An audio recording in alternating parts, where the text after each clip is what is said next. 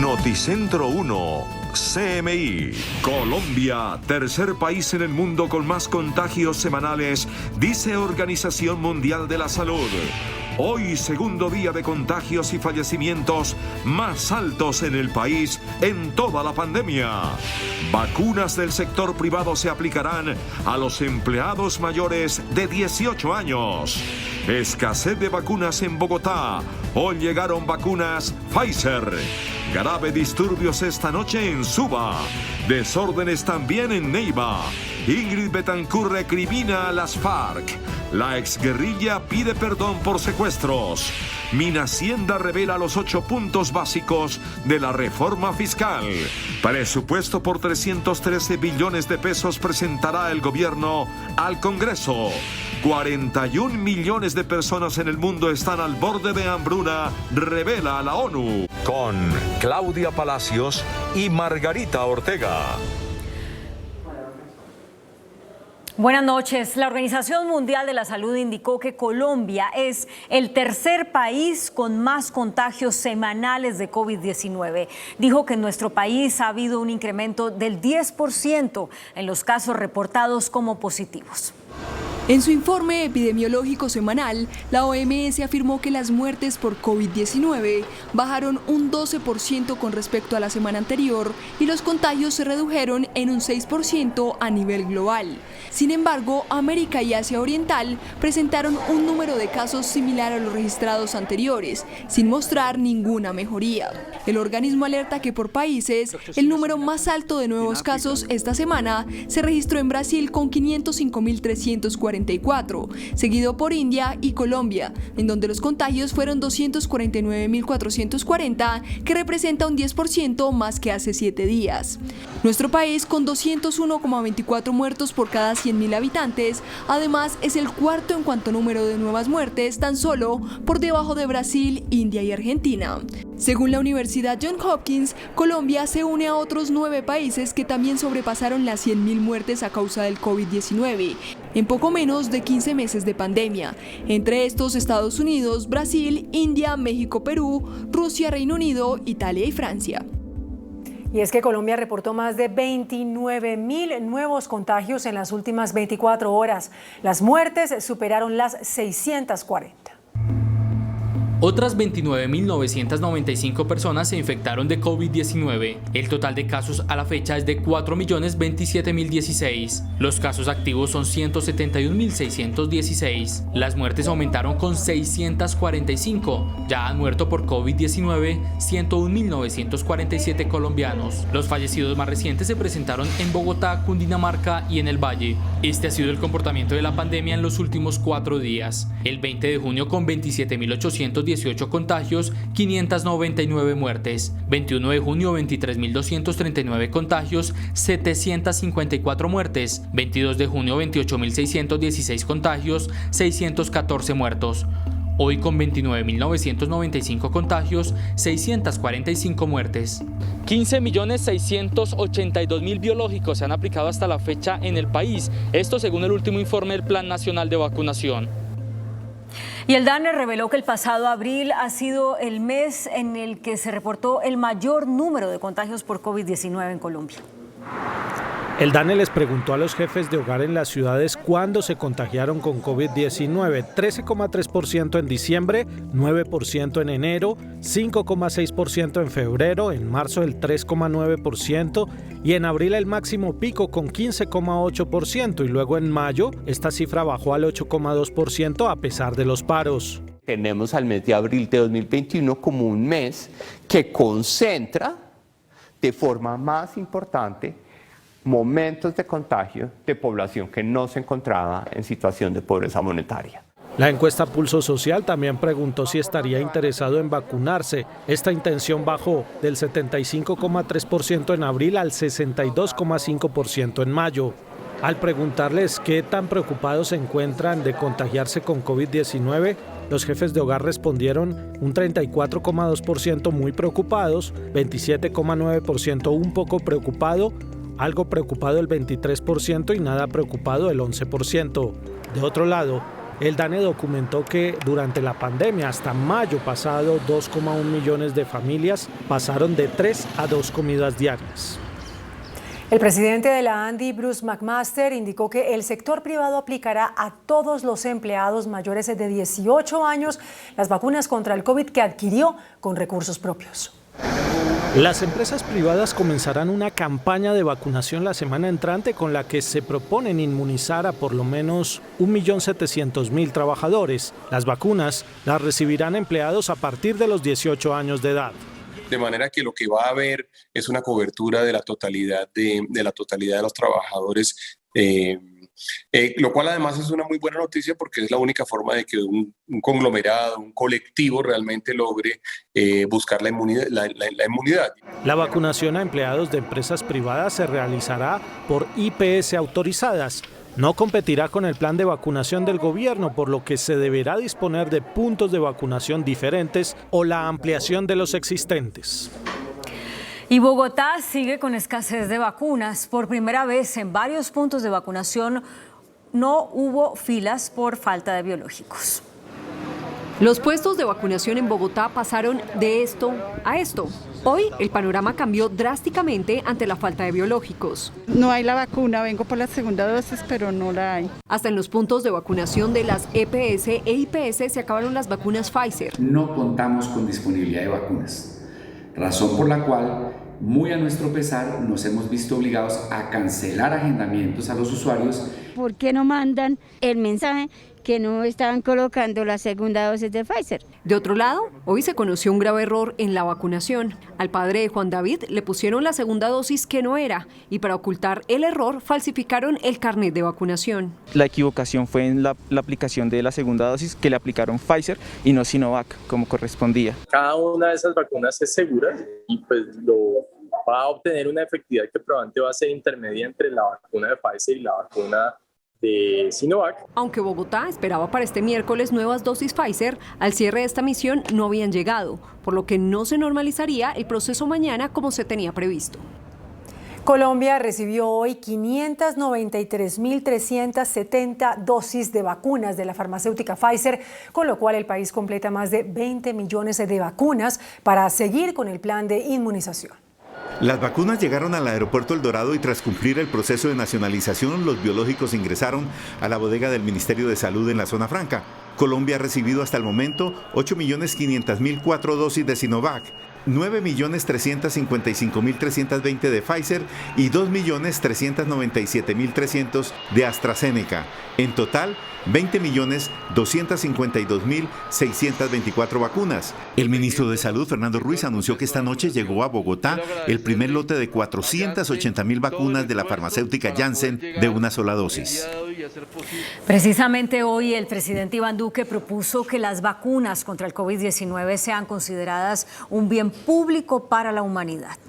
En un mensaje dirigido a la conferencia convocada por el presidente de China, Xi Jinping, el mandatario colombiano afirmó que en este momento existe la clara visión de la necesidad de considerar la cooperación mundial en vacunas como un asunto de interés común. There is a very clear vision, and it is the need to consider cooperation on vaccines as a matter of common interest, where there cannot be, under any circumstance, political, economic, or financial barriers for their access.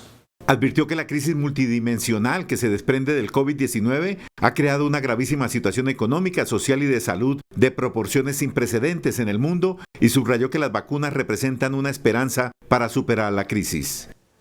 Por su parte, el Consejo Colombiano de Seguridad Social reveló que las ausencias e incapacidades laborales por el contagio con el COVID-19 han costado cerca de 2 billones de pesos. Las ausencias de empleados por incapacidades o aislamientos relacionados con COVID-19 le han costado al sector laboral cerca de 2 billones de pesos. Así lo indica una estimación del Consejo Colombiano de Seguridad, un órgano consultor en asuntos laborales. Este es un punto de partida para entender que es de vital importancia contribuir a la protección de los trabajadores mediante las jornadas de vacunación y las medidas de bioseguridad. Los trabajadores son esenciales en la productividad. Se calcula que más de 3 millones de personas en edad de trabajar, es decir, entre 18 a 62 años, se han visto afectadas por el COVID-19. Los casos de enfermedad laboral se dispararon en un 7.000%. La Superintendencia de Servicios Públicos reportó un alza en el número de quejas por inconsistencias en la prestación de estos servicios en todo el país. De acuerdo con el reporte de la Superintendencia, en el primer trimestre del presente año, aumentaron las peticiones, quejas y reclamos por parte de los usuarios en contra de las empresas prestadoras de servicios públicos. Entre enero y marzo de 2021 se registraron 61.896 trámites, mientras que en igual periodo del año anterior se presentaron 51.400, lo que significó un alza de 20,4%. Al mes de abril la cifra ya asciende a 73.000 procesos. El ente supervisor señala que se vienen tomando las medidas para proteger al usuario y garantizar la prestación de los servicios como se dio en medio de la pandemia. Garantizamos que llegara energía, gas, agua potable, recolección de residuos, que funcionaran los alcantarillados y sus tratamientos y vertimientos adecuadamente, a pesar de todas las dificultades y a pesar sobre todo de que sabíamos que no podíamos parar, aunque tuviéramos esa preocupación de garantizar nuestra integridad y la de todos los empleados de las empresas de servicios públicos. Por otro lado, Andesco resalta la labor de las compañías. Hoy tengo que decirles que Andesco, que es el gremio de gremios de los servicios públicos, se siente muy complacido de ver ese trabajo. Con el gobierno hicimos la tarea, repito, esas reuniones permanentes, que es de seguimiento y de construcción de política pública. El pronunciamiento se dio en el marco del Día Mundial de los Servicios Públicos. En otras noticias, la ex candidata presidencial Ingrid Betancourt le reclamó a los excomandantes de las FARC por su indolencia frente a las víctimas del secuestro. En el encuentro convocado por la Comisión de la Verdad, Rodrigo Londoño pidió perdón a los secuestrados. 4 años y medio después de la firma de la paz, una decena de exsecuestrados se reunieron por primera vez con los excomandantes de las FARC que ordenaron su cautiverio en las selvas del país. Entre las víctimas estuvo Ingrid Betancourt, quien recordó a varios compañeros de su cautiverio de más de 6 años. No todo está olvidado. Esto no es un ejercicio para hacer borrón y cuenta nueva o tabula rasa, sino para recordar.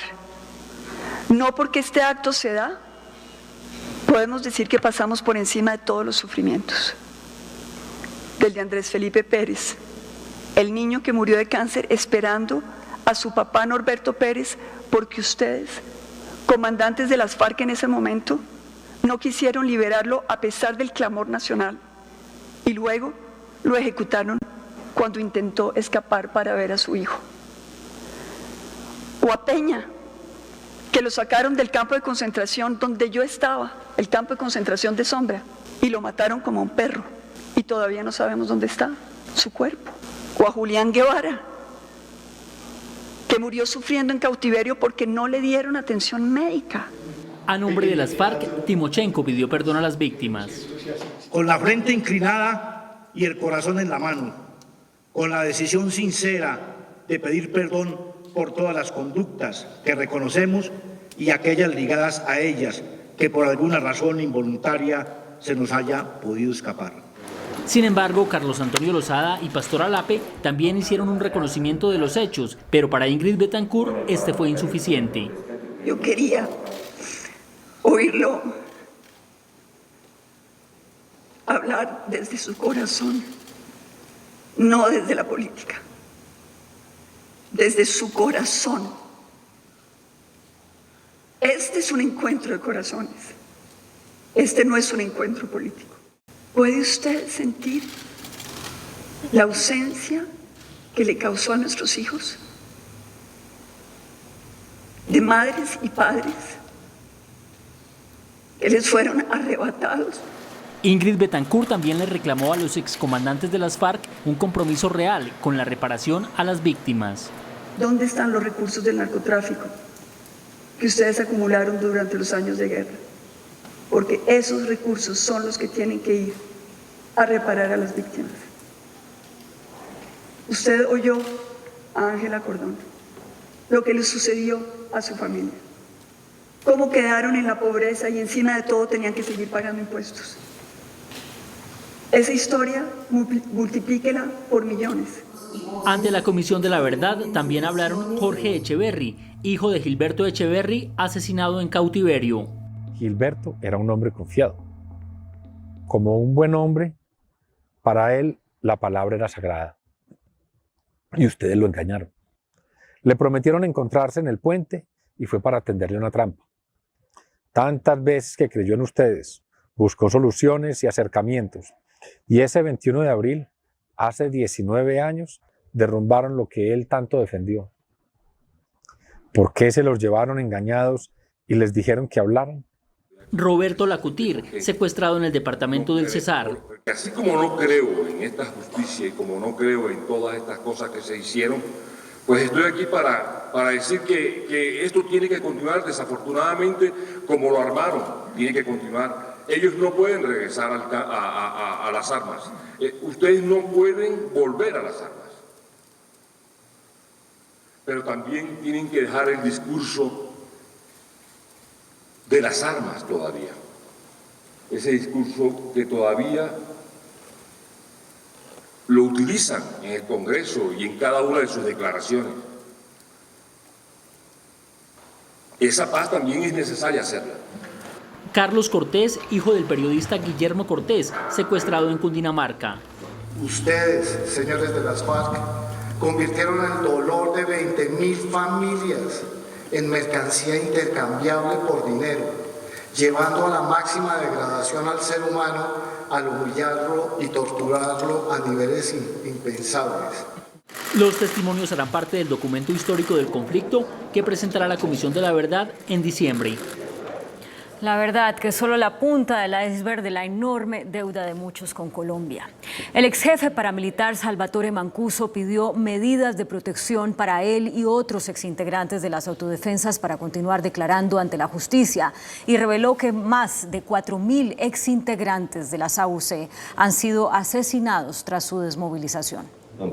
Desde Estados Unidos, en las celdas de inmigración, el ex jefe paramilitar Salvatore Mancuso denunció amenazas contra él y otros ex paramilitares vinculados al proceso de justicia y paz. Los deseos de silenciamiento e impunidad de estamentos y personalidades comprometidas, exponiéndolos, al igual que a nuestras familias, abogados y allegados, a múltiples peligros, desencadenando una terrible avalancha de amenazas, persecuciones, atentados. Mancuso aseguró que aún no se ha contado toda la verdad sobre los vínculos de las AUC con militares y políticos en las regiones y pide medidas de seguridad para continuar declarando. Contar las verdades ha convertido a nuestros amigos del pasado en los enemigos del presente.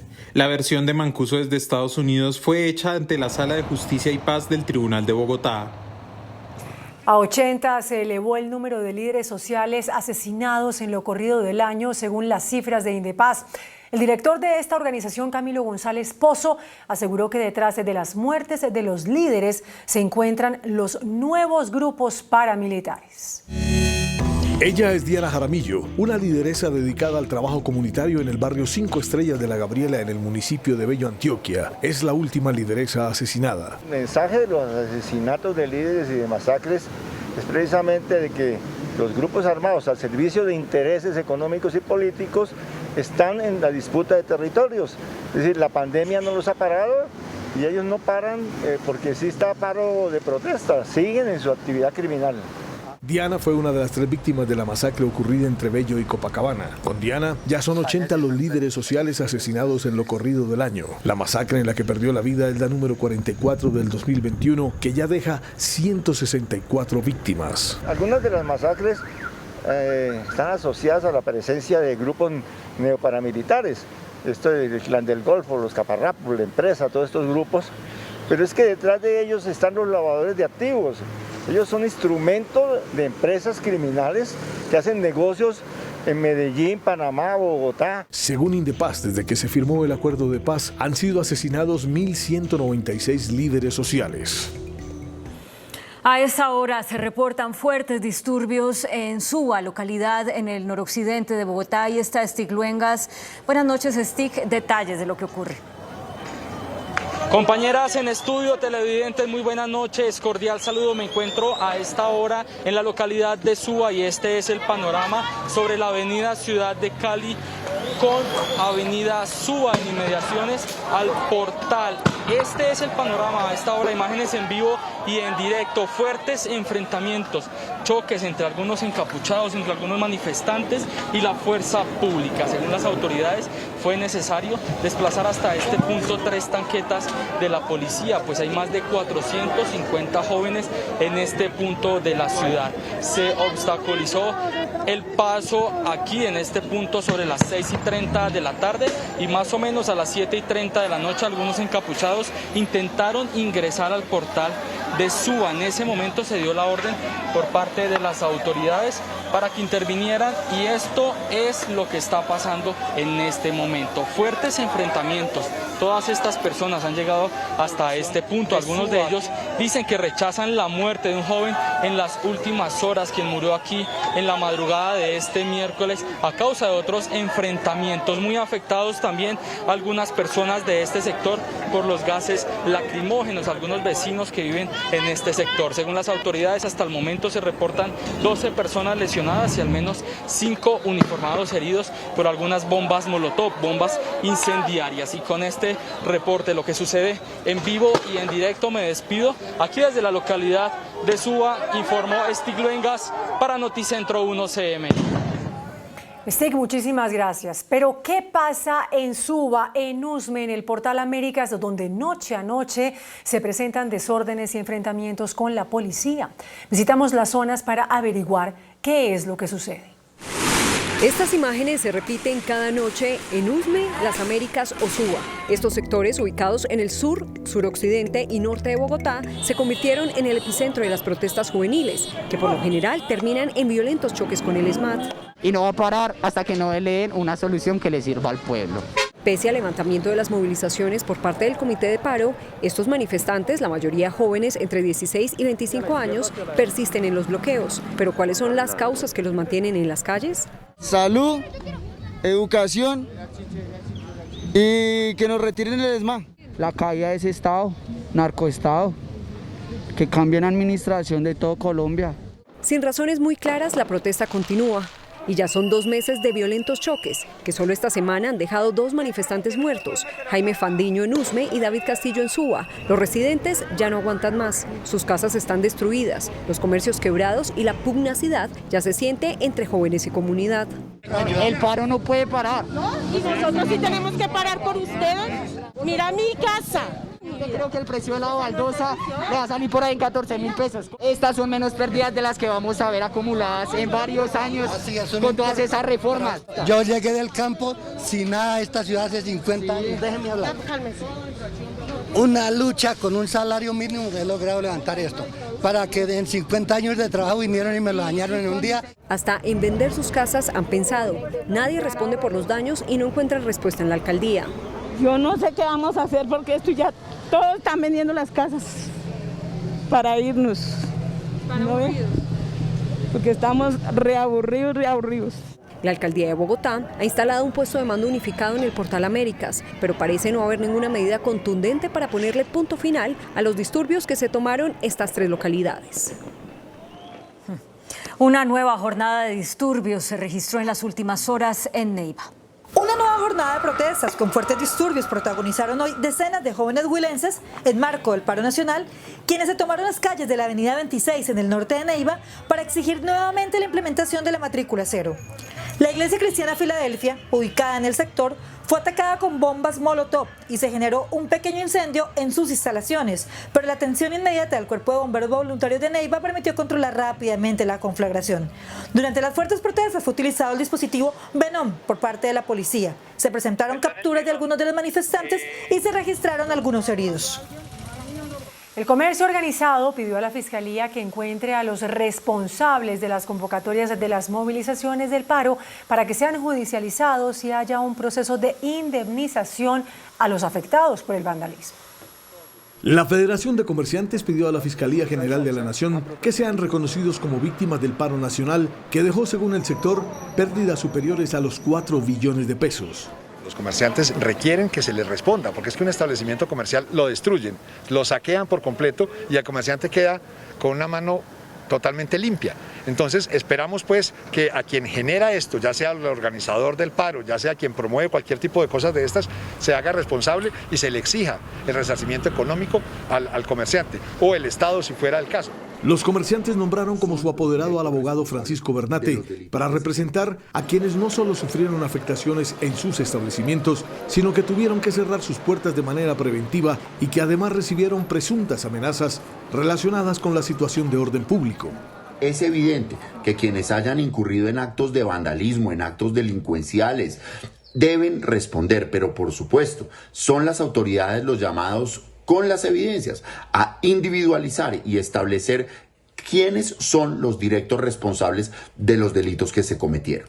Sin embargo, la realidad muestra otra cara. Hace 9 meses, los operadores de Transmilenio están reclamando al gobierno nacional que haga efectiva una póliza por 39.000 millones de pesos para amparar los daños generados en medio de las protestas de septiembre de 2020 por la muerte de Javier Ordóñez. Los daños en esa oportunidad fueron calculados en 10.000 millones. 13 buses fueron quemados y más de 300 vandalizados, pero hasta el momento no les han reconocido nada. Hoy no tenemos garantías, hoy nos sentimos desesperanzados, hay un sentimiento de ingobernabilidad y realmente de falta de orden, el caos y la anarquía se han tomado a Colombia y agradecemos que hacer un llamado al gobierno nacional, al gobierno distrital y obviamente a los manifestantes a que se sienten y dialoguen porque realmente esta es una situación insostenible que a nadie le favorece. Desde entonces hay un pleito jurídico entre los operadores de Transmilenio, el Ministerio de Hacienda quien adquirió la póliza y la aseguradora solidaria que ha buscado todas las excusas posibles para no responder por los daños. Hay consternación en Tuluá, en el Valle del Cauca, por el asesinato de otro joven, cuyo cuerpo fue hallado en aguas del río Tuluá. El cuerpo de Hernán David Ramírez, de 25 años, fue hallado en el río Tuluá pocos días después del macabro hallazgo de la extremidad de Santiago Ochoa. Ramírez estaba reportado como desaparecido desde el pasado 10 de junio. Que no tienen relación estos homicidios, no hay ninguna línea de investigación que relacione estos homicidios con el tema del paro, de los bloqueos y las primeras líneas de las semanas anteriores. Sea eso claro. Sea claro también y contundente en decir que no hay ningún indicio que conduzca a pensar que en Tuluá están operando grupos paramilitares. La policía y la alcaldía de Tuluá, centro del Valle, ofrecieron 30 millones de pesos de recompensa a quien brinde información que permita capturar a los responsables de asesinar a Hernán Ramírez y anunciaron refuerzo policial en el municipio. El Fondo Fiduciario de la Unión Europea aprobó hoy recursos adicionales por 5 millones de euros para implementar la paz con legalidad. Así lo anunció el consejero presidencial Emilio Archila. Precisamente cuando Colombia sostiene una controversia con la alta comisionada de la ONU para los Derechos Humanos, Michelle Bachelet, sobre la aplicación de los acuerdos de paz, el Fondo Fiduciario de la Unión Europea aprobó hoy recursos adicionales por 5 millones de euros para implementar la paz con legalidad. Ahí están todos los países de la Comunidad Europea, también está Inglaterra, también está el Reino Unido, pues está el Reino Unido, está Chile, está Corea. Renovaron sus votos para seguir acompañando al gobierno colombiano en la implementación y esos votos afortunadamente vienen acompañados de recursos. Emilio Archila informó también que en el proceso de escucha activa que realiza el gobierno ha atendido reclamos hasta de 8.000 jóvenes, con quienes va a definir una política pública en favor de la juventud y a firmar un COMPES para asegurar la financiación de lo acordado. Y el presidente Iván Duque con el embajador de Estados Unidos en Colombia, Philip Goldberg, instalaron hoy la reunión preparatoria del Grupo de Trabajo Antinarcóticos. En el encuentro reiteraron el compromiso de cooperar en una amplia gama de actividades antinarcóticos. En sendos comunicados expedidos por la Casa de Nariño y la Embajada de Estados Unidos, las dos partes aseguraron que en la reunión se llegó a la conclusión de que, pese a los retos del COVID-19, Colombia, en estrecha colaboración con el gobierno de Estados Unidos, logró niveles récord en incautaciones de cocaína y erradicación manual en 2020 y va a buen ritmo de lograr resultados igualmente significativos este año. Colombia es, si no es el país más importante, yo diría que es de los más importantes que son aliados en política antinarcóticos con los Estados Unidos. Colombia yo diría que es el país más aliado de ellos y está trabajando en esa tónica en favor de ambos países. El ministro de Justicia anunció que en los próximos días Colombia entregará a la justicia de los Estados Unidos a 3 integrantes del ELN pedidos en extradición. Hay polémica en el país por la inclusión en la reforma a la justicia de un artículo que abre la puerta para que condenados a muerte política puedan solicitar la revisión de sus procesos. El gobierno insiste en que la norma no se aplicará de manera retroactiva. Con la reciente aprobada reforma a la justicia se introdujo la posibilidad que a quienes se les decretó la muerte política en segunda instancia puedan apelar nuevamente el fallo. Abogados afirman que esta decisión le abre la posibilidad a los aforados políticos que ya han sido condenados antes del 2018 a pedir la revisión de la condena. Que las personas ya sancionadas puedan solicitar que se revisen sus sanciones. Por supuesto que ello tiene un carácter retroactivo. Mientras tanto, el ministro de Justicia afirma que la norma no se apelará retroactivamente. Beneficiará hacia el futuro, eso en ningún momento cobija en forma retroactiva. Aunque el ponente, el senador Miguel Ángel Pinto, dijo que el Consejo de Estado tendrá que hacer una revisión extraordinaria, para algunos exconsejeros es inconstitucional. Doble conformidad, como lo está diciendo el proyecto de ley de reforma a la justicia aprobado por el Congreso, pudiera resultar violatorio de la Constitución. El Consejo de Estado se opuso a atender esta nueva función. En Cali, las autoridades buscan a los responsables del asesinato de un hombre que se movilizaba en un vehículo de alta gama. Sicarios dispararon en repetidas ocasiones contra esta camioneta negra cuando se movilizaba por la avenida Paso Ancho, sur de Cali, causándole la muerte a un hombre identificado como Aníbal Cifuentes Rivera, de 53 años. Sí, hablan de que es un comerciante, que estamos mirando si en verdad tenía algún tema de ganadería, pero estamos ya trabajando sobre el caso. En el ataque, una mujer resultó herida. Noticentro 1 CMI pudo conocer que la víctima tenía antecedentes judiciales por falsedad en documento público. Los habitantes de Providencia marcharon para protestar por las demoras en la reconstrucción de la isla. El día de hoy, centenares de providencianos se unieron para así participar en lo que denominaron la Marcha por la Dignidad, debido a los retrasos que se han presentado en la reconstrucción del municipio luego del paso del huracán Iota. De esta manera, los habitantes del municipio manifiestan que no están viviendo de manera digna y que no ven un avance significativo en las promesas que les brindó el gobierno nacional, quienes les aseguraron que en 100 días el municipio iba a estar reconstruido. El ministro de Hacienda, José Manuel Restrepo, inició esta noche en Barranquilla una serie de reuniones con representantes de los sectores sociales para buscar un consenso alrededor de la reforma fiscal. Las bases de la reforma fiscal y social que presenta el ministro de Hacienda a los dirigentes de la costa atlántica son: garantizar la estabilidad social, no afectar a la clase media, desmontar parte de beneficios tributarios de 2019, luchar contra la evasión para recaudar 2.7 billones de pesos, regresar a la regla fiscal, austeridad fiscal por 1.8 billones de pesos, optimizar activos del Estado que valen 78 billones de pesos y agilizar la venta de activos administrados por la SAE. Abrimos estos espacios en 7 regiones de Colombia. Son espacios para construir consensos, son espacios para empezar a socializar parte de los consensos que se han venido construyendo hasta este momento, que entre otras además son novedosos en el sentido de que está el ministro de Hacienda en región dialogando con distintos actores para construir unos consensos alrededor de un proyecto de inversión social. Según subrayó el ministro Restrepo, la reforma está dirigida a la inversión social para atender primero a los jóvenes, a las mujeres más afectadas por la pandemia y a quienes perdieron el empleo en el último año. El equipo económico del gobierno trabaja en el proyecto del presupuesto general del próximo año, con una base inicial de 313 billones de pesos. Ha superado los 500. Después de presentado el marco fiscal de mediano plazo por parte del gobierno nacional, el Ministerio de Hacienda empezó a estructurar lo que será el presupuesto general de la nación para el próximo año. Se partirá de una base de 313 billones de pesos que corresponde a la vigencia actual y según contempla el anteproyecto radicado ante el Congreso de la República. En el bajo escenario se plantea un presupuesto de 309 billones de pesos, es decir, una reducción de más del 1%. Asimismo, se plantea una reducción del gasto de 1.8 billones de pesos anuales, con la disminución de recursos de funcionamiento como viáticos, papelería y disminución en el aparato del Estado. Los sectores que tendrán prioridad en materia de recursos serán salud, educación y todo lo correspondiente a los programas sociales. El presupuesto tendrá financiamiento de recursos propios a través del recaudo tributario, por lo que será clave la aprobación de la reforma fiscal. El proyecto de presupuesto para 2022 será radicado a finales de julio del presente año. El índice de capitalización de la bolsa, que mide el comportamiento de las 20 principales acciones, cerró al alza. Informe bursátil. El índice selectivo MSCI Colcap de la Bolsa de Valores de Colombia subió 0,34% a 1.246 puntos. La acción del Grupo de Energía de Bogotá fue la que más subió, con una valorización de 3,69% a 2.530 pesos. La acción de Terpel fue la que más bajó, con una pérdida de 3,14% a 7.395 pesos. La acción más negociada de la jornada fue la de Ecopetrol, al movilizar más de 20.000 millones de pesos, con una variación positiva de 1,65% a 2.522 pesos.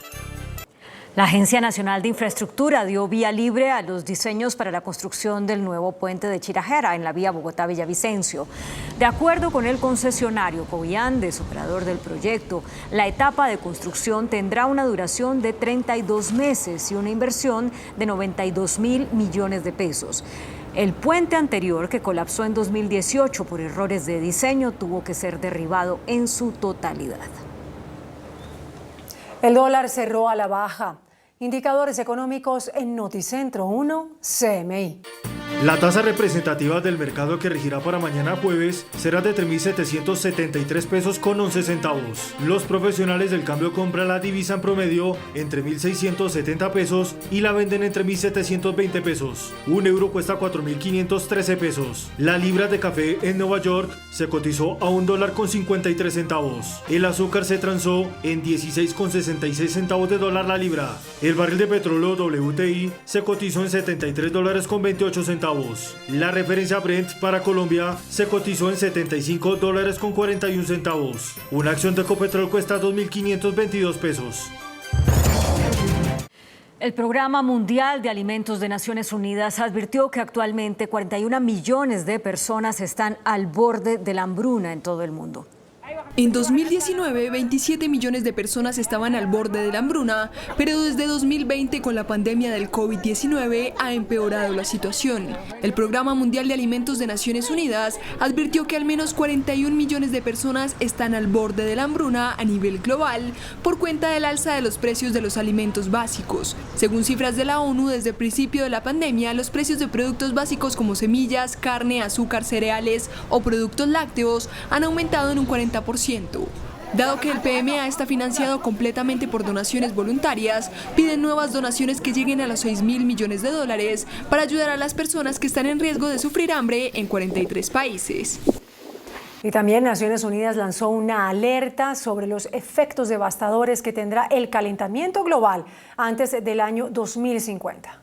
El borrador de un informe clave de la ONU de 4.000 páginas sobre clima y biodiversidad dibuja un panorama mucho más sombrío que el último presentado en 2014. El cambio climático alterará de forma dramática e irreversible la vida en la Tierra en los próximos 30 años, agravando desde la escasez de agua y la malnutrición hasta los éxodos y la extinción de especies. Hace una década se estableció que limitar el calentamiento a 2 grados centígrados era un objetivo razonable. Pero ahora un aumento superior a 1,5 grados ya podría provocar consecuencias graves durante siglos. Alertan que los impactos devastadores se acelerarán independientemente del ritmo de reducción de emisiones de gases de efecto invernadero que se logren obtener. Científicos brasileños afirman haber encontrado una nueva variante del coronavirus en Brasil. Aunque la cepa aún no es válida ante la comunidad científica internacional, es denominada P5 y fue detectada en Río de Janeiro. Un brote de coronavirus entre los trabajadores de la terminal portuaria china de Yantian, la tercera más grande del mundo, amenaza con afectar la cadena de suministro mundial justo antes del inicio de la temporada alta de envíos de mercancías. Atascos de buques de carga e incertidumbre en la industria logística mundial es la consecuencia del brote de COVID-19 en uno de los puertos más importantes de China. El contagio de varios trabajadores provocó el cierre por una semana de la terminal portuaria china de Yantian, la tercera más grande del mundo y cuya paralización tiene en vilo la cadena de suministro mundial, cuando la paralización provocó que enviar un contenedor desde Asia a Europa cueste 1000% más que hace un año. De hecho, todo el sistema mundial de transporte de mercancías podría sufrir retrasos justo antes del inicio de la temporada alta de envío de mercancías, si demora la reactivación de este puerto que maneja 13 millones de contenedores al año. El presidente de Estados Unidos, Joe Biden, anunció un plan integral para la prevención de delitos violentos con un énfasis particular en detener la violencia con armas de fuego. Noticia internacional. Con la llegada del verano, la violencia con armas de fuego en las principales ciudades de Estados Unidos continúa en aumento y de hecho en los últimos 18 meses el país norteamericano ha registrado un dramático incremento de homicidios, asaltos y tiroteos. En el primer trimestre de 2021, la tasa nacional de homicidios fue un 24% más alta que en el primer trimestre de 2020. Es por ello que el gobierno del presidente Joe Biden anunció un plan integral para combatir la violencia armada y otros delitos violentos con una serie de acciones ejecutivas, incluida la verificación de antecedentes para la compra de armas y revocar la licencia a aquellos vendedores que no la hagan, prohibición de armas de asalto y vigilancia comunitaria. Las autoridades católicas más conservadoras en Estados Unidos buscan negarle la comunión al presidente Joe Biden. La Conferencia de Obispos Católicos de Estados Unidos votó en favor de establecer lineamientos para el sacramento de la Eucaristía para los católicos destacados que abiertamente apoyen el derecho al aborto. Joe Biden es el primer católico que llega a la presidencia de Estados Unidos en los últimos 60 años. La Asamblea General de Naciones Unidas volvió a condenar el fin del embargo estadounidense contra Cuba, con la aprobación de una resolución a la que Colombia negó su apoyo. La resolución que pide acabar con el bloqueo comercial, económico y financiero que mantiene Estados Unidos desde hace más de 60 años se suma a las 28 adoptadas anualmente desde 1992. La Comisión Interamericana de Derechos Humanos denunció que los opositores detenidos en Nicaragua enfrentan una extrema situación de riesgo. La comisión pidió a la Corte Interamericana de Derechos Humanos proteger a 4 opositores políticos en Nicaragua y denunció una intensificación del estado de excepción de facto de cara a los comicios de noviembre próximo. El Papa Francisco recibió hoy la visita inesperada de un superhéroe en el Vaticano. Mattia Vilardita, un hombre que desde hace 5 años se viste como Spider-Man y visita a niños enfermos en los hospitales, fue recibido por el pontífice durante la audiencia de este miércoles. El hombre le dio al pontífice una máscara del hombre araña. Francisco, por su parte, le regaló un rosario y le agradeció por la labor que realiza con los niños y niñas. Y llegó el momento del análisis del partido en Entrevistas Canal 1. Miren, esta noche más que nunca nos complace tener nuevamente como invitado un mundialista con Selección Colombia, Carlos Valdés. Muy buenas noches. Y el comienzo, Carlos, es casi obvio. El planteamiento de Reinaldo Rueda con esa nómina de 4 volantes, el regreso de Luis Díaz y Mateus Uribe a la titular. Carlos, buenas noches. ¿Ya comenzamos a ver jugadores fijos en este sistema de Rueda? ¿Qué tal, Germán? Un abrazo y saludo muy especial para toda la gente que nos acompaña. Yo creo que fue muy acertado realmente el planteamiento del profesor Reinaldo, sobre todo en la escogencia de los hombres que seguramente están en mejor nivel individual y que hoy demostraron ante el mejor equipo, no solo del continente diría yo, sino seguramente de los mejores en el mundo por lo que viene haciendo la selección de Brasil. Un partido muy correcto, un partido en el que, bueno, de no ser por esta jugada infortunada, tal vez el resultado hubiese sido otro y hablábamos de una selección que pasaba de un partido que dejaba muchas dudas contra Perú a un partido que hoy, sin tener la gran mayoría de sus figuras, terminaba compitiéndole muy bien a la selección de Tite. Estamos repasando lo que fue ese gol de Luis Díaz al minuto 10 y uno se queda con la espectacular maniobra individual, pero nosotros hacíamos el análisis de lo que fue la participación de 10 jugadores. Carlos, el único que no tocó la pelota fue David Ospina. Ayúdenos un poco a entender cómo desde un saque de banda se logra mover la defensa del equipo rival para llegar a esa magnífica definición. Creo que el equipo que elige Reinaldo es un equipo muy dinámico, pero también muy versátil. Son jugadores jóvenes, jugadores que tienen un gran desplazamiento físico de ida y vuelta, y eso se refleja en esa jugada donde Brasil por ahí no va con la misma vehemencia a recuperar el balón y Colombia la sostiene porque tiene esa capacidad de tener la pelota, de asociarse, de hacer posesión de juego con movilidad y con dinámica, y al final termina complementando varios elementos, ¿no? De defensa al ataque, en transición rápida, con movilidad por Luis Díaz, con distracción también, con salida o iniciación de juego con Barrios, y al final con superioridad numérica, sumando hombres importantes en el campo ofensivo para regalarnos este gran gol. Carlos, después de ese gol Colombia, y lo estamos disfrutando nuevamente el gol, he escuchado algunas críticas que Colombia se dedicó a cuidar el resultado. Pues es que, no sé, era Brasil, nueve victorias consecutivas se estaban rompiendo hasta que llegara esta anotación de Colombia. ¿Usted cree que le faltó ambición a Colombia después de este golazo de Luis Díaz? Yo creo que no se puede confundir realmente la mentalidad con la estrategia en este caso. A mí siempre me ha gustado la analogía de los boxeadores, de una pelea de boxeo, donde uno entiende que su rival es superior, tiene más experiencia, tiene un brazo más largo, una pegada mucho más potente, y yo con las herramientas que tengo trato estratégicamente de defenderme y de competirle el partido para ganárselo. En ese principio me parece que Colombia hizo un partido correcto, lo dominó, llevó incluso a Brasil a un momento de frustración donde por ahí no se veía, no encontraba muchos espacios, y al final esa jugada del gol o del empate de Brasil termina desequilibrando el juego. Hablemos de esa jugada, Carlos. Hay quienes están responsabilizando a los jugadores de Colombia de haberse distraído y que hasta que Pitana no pitara, la jugada ha debido continuar. Pero, Carlos, no sé si usted comparta, el reglamento es supremamente claro. La pelota la manda Neymar hacia el centro del campo, y al pegar en Pitana rebota y se va hasta otra zona, y aunque queda en poder de Brasil, ¿cómo lo ve usted? Pues a ver, yo en principio quiero hablar por parte de los jugadores, y es que realmente pedirle a los jugadores que piensen y que no paren y que reflexionen sobre lo que pudo ser esta jugada sentado en el sofá de la casa es muy fácil. De hecho, creo que nunca lo vemos cuando ocurren este tipo de situaciones, y no solamente le pasan a Colombia.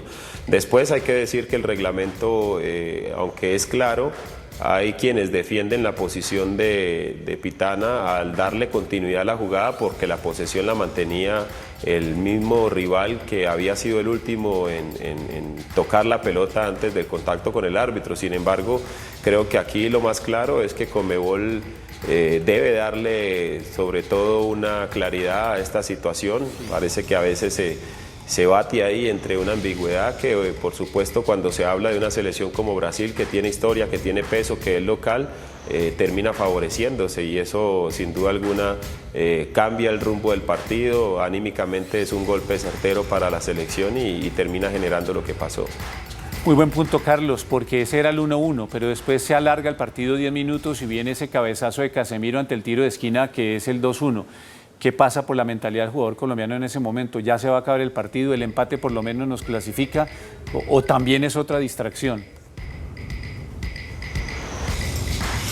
Ahí la cabeza se va a otro lado, Germán, realmente es el sentir de que te han quitado algo que era tuyo, de que te han robado, es esa sensación, y comienza otro partido mental a partir de ese minuto, donde más allá de las circunstancias o jugadas que siguen ocurriendo en el juego, te quedas con el pensamiento de esa victoria y de ese momento donde te arrebatan prácticamente los 3 puntos. Después viene la desconcentración, viene ya el cansancio, viene la fatiga, viene la frustración de saber que tenías todo y que tan rápido se te fueron las cosas, y esto pasa desde la condición del ser humano. Hay que entender que los que están ahí dentro del campo son jugadores que son seres humanos y que sienten todas estas emociones, y que también tratan de tomar decisiones que a veces lo superan, y al final, bueno, termina uno sucumbiendo ante situaciones como esta y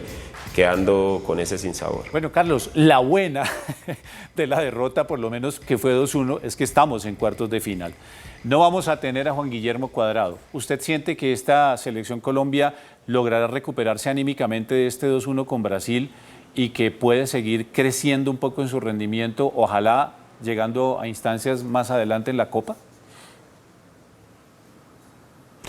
Yo creo en el colectivo y creo en lo que hizo Rueda hoy. Creo que lo de hoy, a diferencia del otro día contra Perú, fue una muestra que el fútbol le da la oportunidad a todos de ganar, no solamente al que es el mejor o al que tiene los mejores jugadores.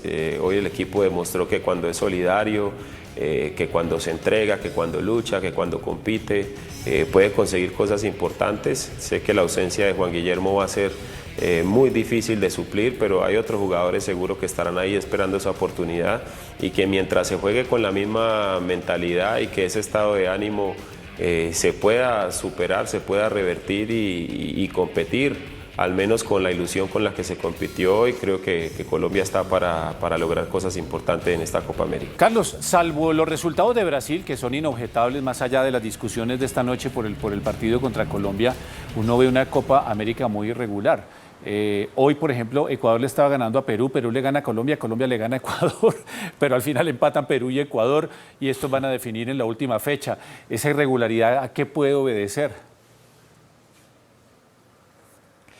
Yo creo que son varias situaciones. La primera, el tiempo en el que muchas de estas selecciones estuvieron sin competir, sin encontrarse y que los ha tomado en esta etapa algunos ya con un nivel descendente, al menos en cada uno de sus clubes. Lo otro son muchas de las lesiones que han tenido también selecciones importantes que han perdido a sus hombres más importantes, incluso Colombia entre ellas. Y después que creo que se mantiene la misma línea de tiempo si lo comparamos con la eliminatoria pasada, donde Brasil era el único que por ahí demostraba que estaba 2 escalones por encima de los demás, y ahora quizá un poco también por el tiempo mejorando medianamente Argentina, pero los demás creo que desde hace varios años competimos igual, no encontramos todavía ese proceso de continuidad que le pueda dar el éxito a cualquiera de estas selecciones, y esta Copa América ha sido el reflejo de todas esas circunstancias. Es verdad. Carlos, la última, y agradeciéndole como siempre su presencia y su compañía en este análisis de Selección Colombia, ¿quién debe reemplazar a Juan Guillermo Cuadrado en el próximo partido? A ver, pues yo creo que el que estuvo ahí teniendo continuidad fue Cardona, pero me parece que pasa más por el rival que vaya a tener Colombia. Si es un rival al que Colombia tiene que ir a proponerle juego, tiene que salir a buscarlo. Si en la cabeza del entrenador está tener un hombre como Cardona para que sea el hombre que maneje la pelota y maneje los tiempos, o si quiere proponer un partido como el de hoy, con un equipo que sea mucho más vertical, mucho más agresivo, ahí encontrará jugadores como Jimmy Chará, que seguramente tiene más capacidades ofensivas, o el mismo Cuellar, si se quiere modificar algo en el medio campo, con una estructura que sea sólida para recuperar la pelota, pero que también sea muy dinámica para acompañar el ataque. Así que me parece que todo va a depender del rival y por supuesto de la ambición, Carlos, que tenga Reinaldo Rueda, Carlos, de cara a lo que se viene. Como siempre, muchísimas gracias. Un abrazo y hasta la próxima. Mil gracias.